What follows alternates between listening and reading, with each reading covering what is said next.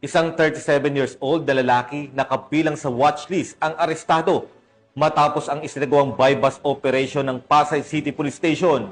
Ang balitang ito ay mula kay Patrolwoman Mika May Bahiwag. Naaresto ng mga operatiba ng Station Drug Enforcement Unit ng Pasay City Police Station ang isang 37 anyos na lalaking kabilang sa watchlist matapos ang isinagawang bypass operation dakong 10:50 ng gabi sa M. De La Cruz Street, Barangay 131, Zone 13, Pasay City. Kinilala ang suspect na si alias Bro, walang trabaho at residente ng Pasay City.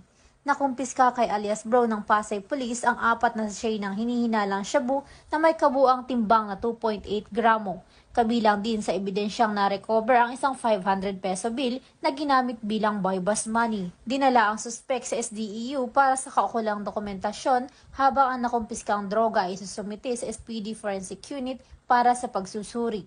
Siya ay naharap sa kasong paglabag Sections 5 at 11 Article 2 ng Republic Act 9165 o Comprehensive Dangerous Drugs Act of 2002. Mula dito sa Camp Bagong Diwa, Bikutan, Taguig City, ako ang inyong PNN correspondent, Patrolwoman Mika May Bahiwag, alagad ng batas, tagataguyod ng Balitang Pulis.